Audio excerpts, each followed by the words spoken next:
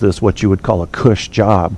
I was lifting up a monitor, and I couldn't bend at the knees because I was leaning way over a table, and that completely blew my back out. I couldn't move, and for about 15 seconds, and then the pain went away. I was fine. A few months go by. We're doing a weekend move at the office up in Vermont. I go home. So after Sunday's work, I went home. I woke up Monday, couldn't walk, couldn't get out of bed. And since then, that's when the surgery started and all that. I've been totally fucked up. And my mom had a pinched nerve. So how many years were you in the... I know I asked you this before. But how many years did you serve? I was only in the Air Force for 4 years. Oh, yeah, that's what I thought. Yeah, so, they had 4-year terms. So you could build a computer.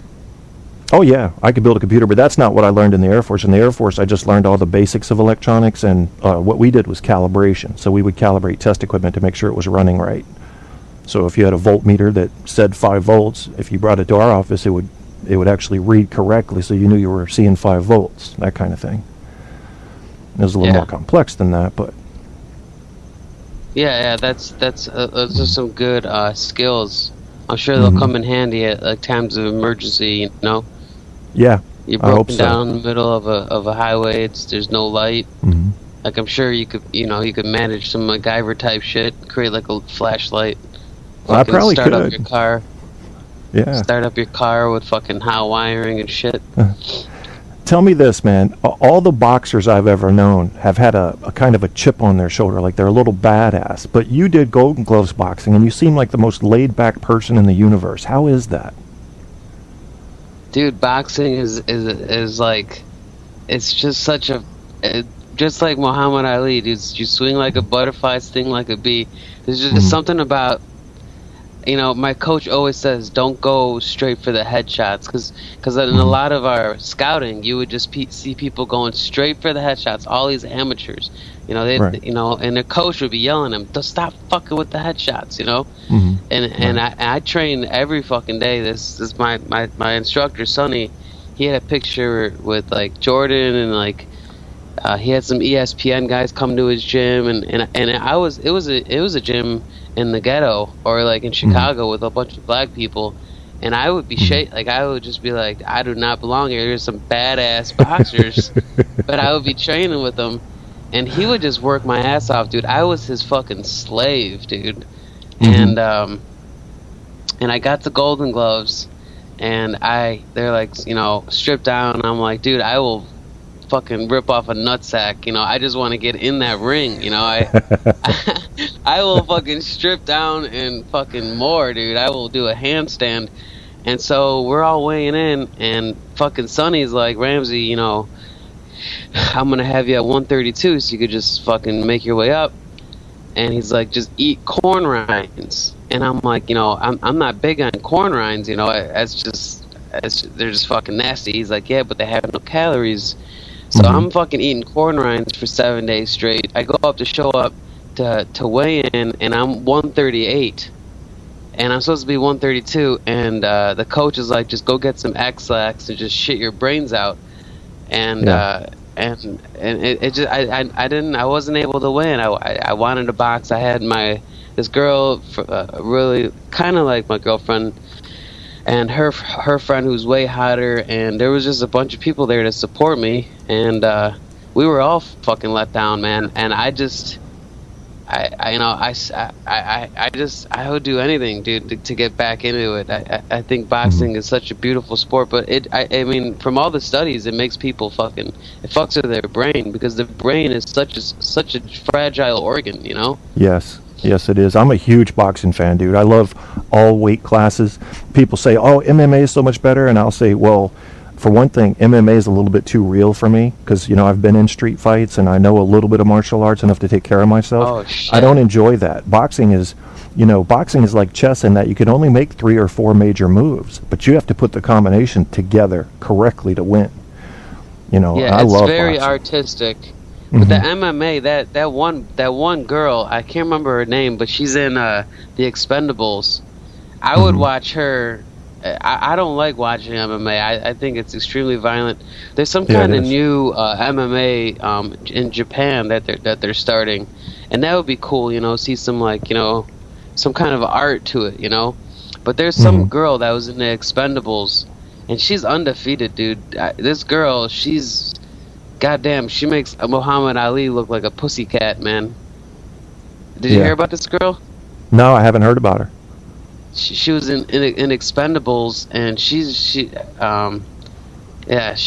undefeated. You'll hear about her because everybody fucking worships her. Let me look up Expendables. But okay. What did you ask for something before that?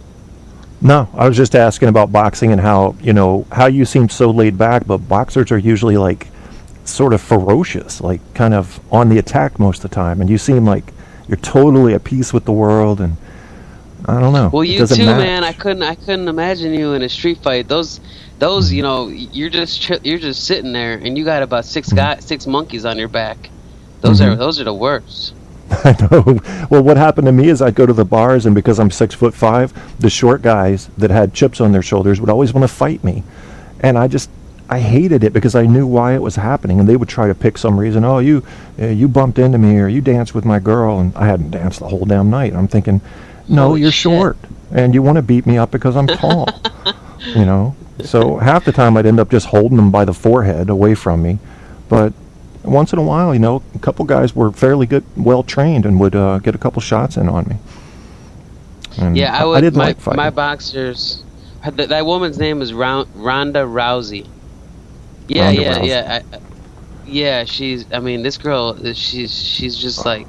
She just knocks bitches out. She's like famous for like these it's like grabbing a girl's head and just slamming it in her knee. So she's transgender. I would watch. You didn't tell me she was transgender. Not Rhonda. Where'd you see that from? Well, it says right here, Ronda Rousey, transgender fighter, has unfair advantage. Holy shit, that's fucking nasty. Wait a minute, she might be talking about another one. It says here, bantamweight champion Ronda Rousey says she would knock out Fallon Fox even though she believes the trans... Okay, so Fallon Fox must be the transgender. Because I watched Ronda's biography, and she's a fine piece of ass. And they didn't mention anything about... She's a fine piece of ass. And she, and I mean, dude, you should see her. She'll do like 90 push-ups in like 60 seconds. You're just like, damn, dude, that's a bad... That's like the MMA, when you watch Stone Cold or whoever these guys are, fucking, who's that guy with the Mr. T haircut? I know who you're talking about, but I don't follow it very closely, but I know exactly who you're talking about.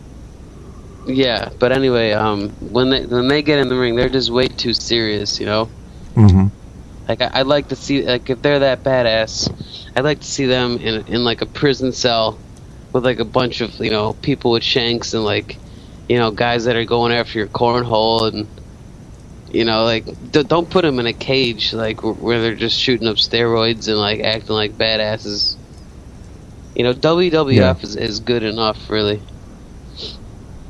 Yeah, I know what you mean. Well, the thing about MMA is it takes you have these mixed martial arts, obviously, so you may have a set of 500 skills coming in, and who knows who's going to use what first. That's very complex. I'll give MMA that, but it just looks too brutal. Boxing, you have the refs are well trained. Usually they will not let somebody get hurt if they can avoid it, and it's just it often comes down to both guys are really in shape. Both guys can usually take a punch if they rise in the ranks, and it comes down to will.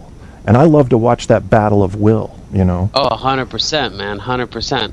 And if you're bleed, they'll call it off. Whereas if you're bleeding, you got a bunch of like 13-year-old, fat rich kids who are eating Cheetos, from the South, telling them to kill each other.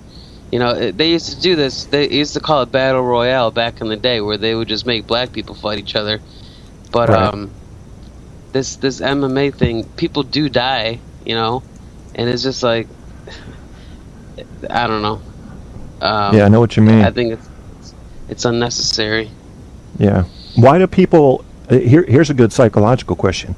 Why do people get so attracted to the blood sport? I mean, we go all the way back to ancient Rome, to the Colosseum. We go to the boxing matches. there were 100,000 people, I think. I may be wrong about this, but present for the Jack Dempsey fight against the tall dude. I can't remember his name. And Jack Dempsey tore this dude apart in 2 rounds. Broke his jaw, Was he a knocked black teeth guy? out. No, it was a white guy. Jack Johnson was a black guy. You remember him? He was an awesome boxer. Yeah. But nobody wanted to let him ironic. succeed because he was black. You know. Well, dude, he had his way with a lot of white women, and it was the early 1900s, That's and right. he drank like a horse. That's and right. yeah, I saw James Earl Jones's narration where he would always say, instead of white, he would say white. All these white people. Yeah. I'm like, dude, James Earl Jones is a badass. But my friend, this is the crazy thing about MMA. For me, from my personal point of view, my friend was he won state. He was like a #1 wrestler for the state of Illinois. I went to a Catholic school, you know, where they like pay these badass athletes to come to their school. His name was Matt Kukula, and he was #1 in the state for wrestling. And he goes to an MMA match, and of course I'm right on the front row, you know, with his best friends, you know, because we're just like, this guy's #1 in state. He's, you know, nobody could beat him on the inside. We know once you get on the inside, this guy will just rip you to shreds. We'll just, you know, he'll tie you up like a pretzel, you know. And so, dude, I swear to God, Kevin, it was 2 seconds into the match, and Matt was waiting for him just to do a wrestling move, and this guy just picks up Matt and drops him on his fucking neck. And everyone just starts holding their neck, like the craning, you know, we're like, dude, that guy just snapped his fucking spine in half. And they called off the match. And I swear to God, it was about 2.5 seconds, dude. And they called it off. And Matt's like, no, let me fight. Everyone's like, dude, your neck, you gotta ice that shit. That did not look good at all, you know? And that's the thing. I mean, you know, there's no poetry to it. No, there isn't. And one of the best MMA fighters ever, I think it's, I really should know his name. I'll bet you know. Who's one of the best ever? The top few that you can think of. Dolph Lundgren? He's from the Expendables, too. I'm thinking about, I can't remember his name, I should know this, but the guy went to kick somebody, this is a black guy, and broke his leg. This was like a year ago. And you could just see the leg break, compound fracture. Oh. See, I don't need to see that. Just show me some boxing. But I'm Ramsey, black MMA fighters. we're getting ready to get out of here, Ramsey, because Pappy's voice is gone. Kimbo, are you talking about Kimbo Slice? No, that's the big dude. He does boxing too. Hold on, let me find it, because I want people are going to be like, "Who are you talking about?" Best MMA. Hey, but I was about to say, because we were talking about presidents assassinating. Dude, there was 2 guys that broke into the White House tonight. Yeah.